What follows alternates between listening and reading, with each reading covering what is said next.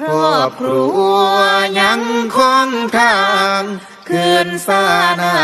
งคืนบ้านเฮาหากเมื่อยล้าอยู่บ้านเขาพื้นดินทินเก่าถ้าเจ้ามายามคันแทนาถ้าเจ้ามาเที่ยวมาปั่นข้าวเหนียวบ่ายบักคำคุยปนกุดจี